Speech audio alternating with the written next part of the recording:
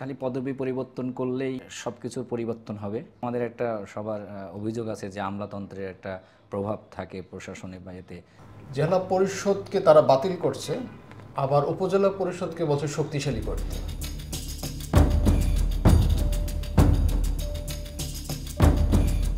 সুপ্রিয় দর্শক মণ্ডলী, আমাদের সময়ের নিয়মিত আয়োজন হার্ড নিউজে আপনাদেরকে স্বাগত জানাচ্ছি। আমি আরিফুজ্জামান মামুন। আপনারা জানেন গতকাল জনপ্রশাসন যে সংস্কার কমিশন গঠন হয়েছিল তারা প্রতিবেদন জমা দিয়েছেন।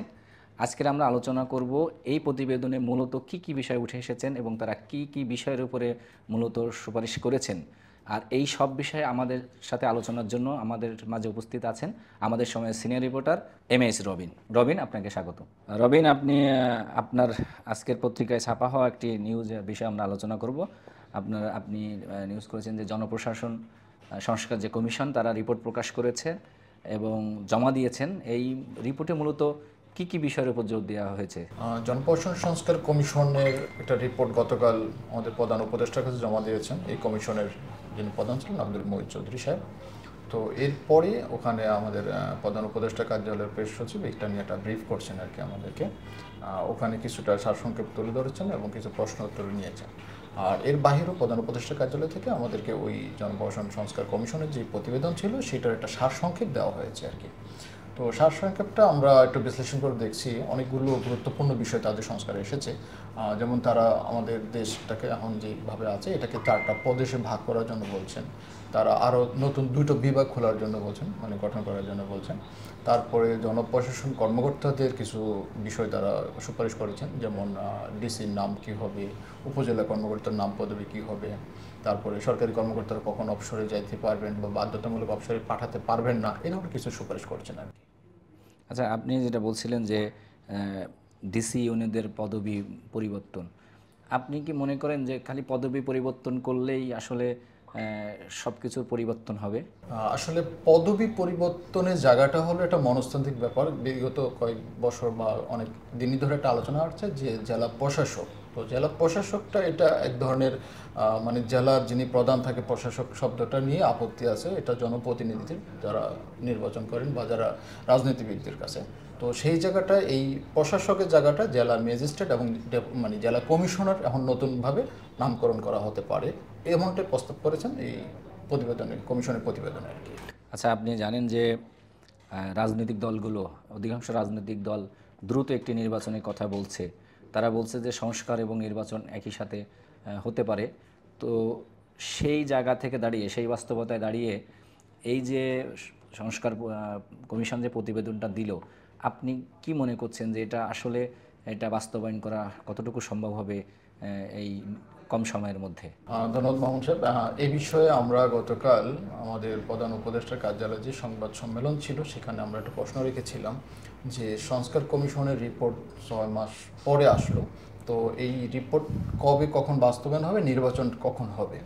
তো এই বিষয়ে মাননীয় প্রধান উপদেষ্টা যে প্রেস সচিব শফিকুল ইসলাম সাহেব উনি আমাদেরকে বিষয়টা জানালেন যে সবগুলো সংস্কার কমিশনের যে প্রতিবেদন আসছে এইটা নিয়ে বিভিন্ন রাজনৈতিক দলের সাথে বৈঠক হবে এবং ওই সব রাজনৈতিক দলের ঐক্যমত্যে যে সমস্ত বিষয়গুলো সংস্কারের জন্য সর্বসম্মতভাবে সিদ্ধান্ত হবে সেটা নিয়ে হবে জুলাই চার্টার নামে একটা নতুন ঘোষণাপত্র হবে। সেই ঘোষণাপত্র কিছু বাস্তবায়ন বর্তমান সরকার বলতে এই যে অন্তর্বর্তীকালীন সরকার বাস্তবায়ন করবে, যেগুলো ইমিডিয়েট করা যায়, আর এছাড়া পরবর্তী সংস্কারগুলো সুপারিশগুলো বাস্তবায়ন করে পরবর্তী সরকার আর কি যে আসুক। আর নির্বাচনের দিনক্ষণটা ওই জুলাই চার্টার যখন তারা তৈরি করবেন, সব রাজনৈতিক দলের সাথে যখন বসবেন তাদের সিদ্ধান্তে হবে নির্বাচনটা কখন হবে, তারা কিভাবে যাচ্ছেন, জুলাই চার্টার কি বাস্তবায়নের আগে হবে নির্বাচন না পরে হবে। তো ওই সময় পর্যন্ত আমাকে অপেক্ষা করতে হবে যে এই বৈঠকটা কবে থেকে শুরু হচ্ছে। আচ্ছা রবিন, আপনি তো আমাদের সচিবালয়ের বিট করেন আমাদের সময়ে। তো আপনি যে সুপারিশ করা হয়েছে সংস্কার কমিশনের প্রতিবেদনে, সেখানে জেলা ম্যাজিস্ট্রেটকে মামলা গ্রহণের ক্ষমতা এবং কর্মকর্তাদের বাধ্যতামূলক অবসর এবং ওএসডি করার একটা সুপারিশ, মানে নতুন নীতিমালা বা এরকম একটা সুপারিশ করা হয়েছে। এই বিষয়টা আপনি কতটুকু জানেন বা এটা কেন সুপারিশ করা হলো? এখন বিদ্যমান কি অবস্থায় আছে এবং তারা কিভাবে এটা সুপারিশ করছে, যদি আপনি একটু বলেন। বিদ্যমান অবস্থা আছে, সরকারি চাকরিজীবী যে বিধি আছে 2018 সালে, সেটা অনুযায়ী সরকারি কর্মকর্তা 25 বছর চাকরি করার পরে সরকার তাকে অবসরে পাঠাতে পারে, সে পেনশন পাইতে থাকে। আবার কেউ দেখা গেছে কোনো মানে যে কোনো ধরনের মামলা মোকদ্দমায় পড়লে বা তার বিভাগে কোনো পানিশমেন্টের কারণে তাকে বাধ্যতামূলক অবসরে পাঠানো হয়। অনেক সময় রাজনীতিকদের সাথে সম্পৃক্ততার কারণেও এটা পলিটিক্যাল গভর্নমেন্ট আসলে আর আগের সরকারে যারা সম্পৃক্ত তাদেরকে পাঠানো হয়। এই কমিশনের সুপারিশ সেখানে তাদেরকে মানে এটা বলা চলে যে অনেকটা আমলাদের ফেভারেই দেওয়া হয়েছে আর কি, যে তাদেরকে বাধ্যতামূলক অবসরে পাঠানো যাবে না 25 বছর বয়স হলে, চাকরি বয়স হলে, তারপরে তাদেরকে ওএসডি করা যাবে না। হ্যাঁ, এটা তাদের ফেভারে গেছে। তবে এখানে একটা সুযোগ রাখা হয়েছে, কেউ যদি 15 বছর চাকরি করে স্বেচ্ছায় সেই অবসরে যাওয়ার জন্য আবেদন করতে পারবে আর কি। এটা হলো আগের আর বর্তমান সুপারিশের পার্থক্যটা আর কি। না, এমনিতেই আমাদের একটা সবার অভিযোগ আছে যে আমলাতন্ত্রের একটা প্রভাব থাকে প্রশাসনে বা এতে। তো এই যে অবসরে যে এটা বলা হলো যে অবসর দেওয়া যাবে না, এটা কি আমলাতন্ত্রকে আরও বেশি মানে আমাদেরকে জটিল করলো কিনা, আপনি কি মনে করেন? আসলে টোটাল যে প্রশাসন ক্যাডার সহ আদার্স ক্যাডারগুলো আছে 26টা ক্যাডার, তার মধ্যে যে 25টা ক্যাডার এতদিন যাবৎ আন্দোলন করতেছে যে নির্ধারিত একটি ক্যাডারকে অনেক বেশি সুযোগ সুবিধা দেওয়া হচ্ছে, তাদের একটা অভিযোগ হলো যে প্রশাসন ক্যাডারকে মানে বেশি প্রায়োরিটি দেওয়ার জন্যই অনেকগুলো সুপারিশ তাদের ফেভারে আসছে। যেমন আপনি দেখছেন যে আমাদের উপজেলা যে পরিষদ, উপজেলা পরিষদে একজন সিনিয়র সহকারী সচিব পদমর্যাদার কর্মকর্তাকে সচিব পদে নিয়োগে সুপারিশ করছেন বর্তমান কমিশন। সেটা আমাদের এখন তার মানে যে প্রত্যেকটা উপজেলায় একজন করে অ্যাডমিন ক্যাডারের লোক বসবে, এটা একটা সুযোগ তৈরি হচ্ছে। আর একটা সুযোগ তৈরি হচ্ছে, কেউ যদি ধরেন বিভাগীয় মামলা হয় তাকে ওএসডি করতে পারবে না। হ্যাঁ, তারপরে আবার কেউ যদি 25 বছর বয়সে যে চাকরির যখন বয়স হবে তাকে সরকার বাধ্যতামূলক অবসরে পাঠাতে পারবে না। তার মানে আমলাদের মানে ফেভারে গেছে সুপারিশ, কমিশনের সুপারিশ অধিকাংশগুলো সুপারিশে আমলাদের ফেভারে গেছে আর কি। আচ্ছা, আরেকটা বিষয় আমি দেখলাম এখানে যে আপনাদের জেলা পরিষদকে বাতিল করার একটা সুপারিশ করা হয়েছে, এটা কোন বিবেচনায় করা হয়েছে, আপনি কতটুকু কি জানতে পারছেন এটা? জেলা পরিষদকে তারা বাতিল করছে, আবার উপজেলা পরিষদকে বলছে শক্তিশালী করতে।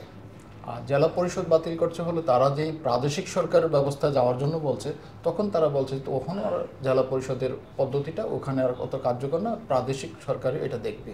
এই যুক্তিতে তারা এটা বাতিল করার জন্য সুপারিশ করছে। রবিন, আপনাকে ধন্যবাদ। দর্শক মণ্ডলী, আজকের এই পর্যন্তই। এই খবর সহ অন্যান্য খবরের বিস্তারিত জানতে আমাদের সময়ের ছাপা পত্রিকা আপনারা পড়তে পারেন। এছাড়া লগ ইন করতে পারেন www.doinikamadersomoy.com। এছাড়া আমাদের ফেসবুক এবং ইউটিউবে ফলো দিয়ে আমাদের সঙ্গে থাকতে পারেন। আগামীকাল একই সময়ে আপনার অন্য কোনো ইস্যু নিয়ে আপনাদের সামনে হাজির হব। ততক্ষণ পর্যন্ত ভালো থাকুন, সুস্থ থাকুন, আমাদের সময়ের সঙ্গে থাকুন।